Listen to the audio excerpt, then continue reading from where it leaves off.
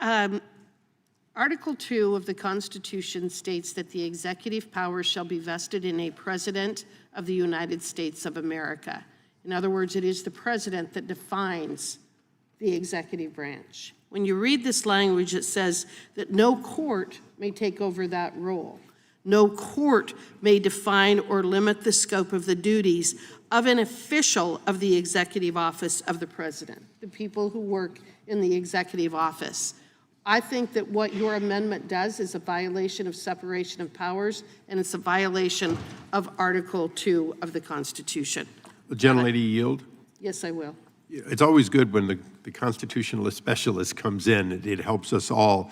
So what you're saying is that the bill codifies Article 2 for purposes of the court being reminded and instructed of their limitations, and the amendment would undo that. That's exactly right, because then it would imply that a federal court could in fact define or limit the scope of the duties of those individuals who work within the executive office of the President, and that is not a federal court's role. That is for, under Article 2, Section 1 of the Constitution, that power is vested in a President of the United States of America. Could the gentlelady further yield for another question? Yes.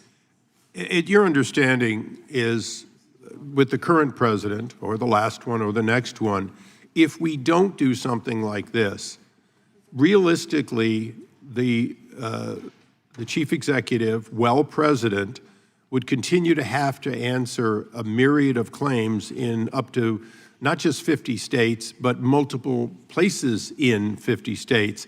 And if that tactic was used, even more so than it may have been used in the past, that you would have a president having to use non-official funds to answer a series of cases alleged not to be that way. Is that true? That's the way that I read this, and I think that it's very clear, especially starting in 2017 when President Trump was sworn in the first time, that the courts have been used for nefarious purposes on a variety of issues. In fact, yesterday we had a hearing in our constitutional subcommittee about lawfare and how lawfare had been weaponized against President Trump, both while he was president as well as after his presidency. So again, I guess that I'm very skeptical of the idea that people are not willing to use lawfare to go after a current or former president. We've seen it over the last 9 years in many different instances. But the president is the one who gets to define the limit and scope of the duties of the personnel within his office. That is very clear from Article 2 of the Constitution. Will the gentlelady yield for a question on that? Yes. But I assume you've read the Chief Justice's opinion in Trump versus United States. And if so, are you saying that this decision was wrongly decided in distinguishing between core functions of the president, where his discretion is indeed absolute, as you suggest, the official acts that are not within his core functions, where Chief Justice Roberts says that's subject to a balancing test, and then private and unofficial acts where he doesn't get to define it all, that's up to the court? That's not, we're not talking about immunity. We're talking about something entirely different. It's about who gets to define, who defines, and I think— But that's precisely what they did with respect to immunity. It's the gentlelady's time. Okay.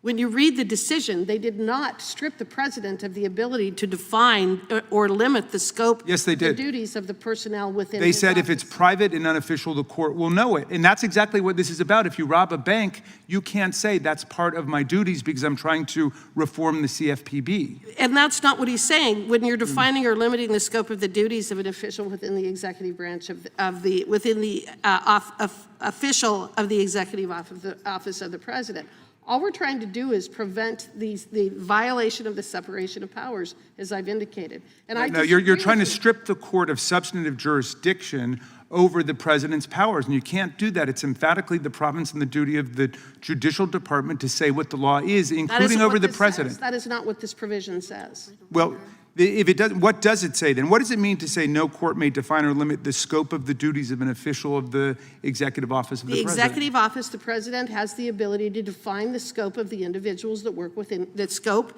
and the duties of the individuals that work in his office. So that could is include not for- criminal That is actions. not for a state court or a federal court to define. So that could include criminal actions. That is absolutely an absurdity to even Well, make then that you're not reading allegation. Chief Justice Roberts' opinion. That's what it's all about. How do we constrain executive power? And you're saying you can't constrain executive power because the executive power is vested in the president. But that's a executive branch. tautology. But that's just a is. tautology. The legislative power is vested in Congress, but that doesn't mean we can do whatever we want. We can't violate people's rights. The gentlelady's time has expired.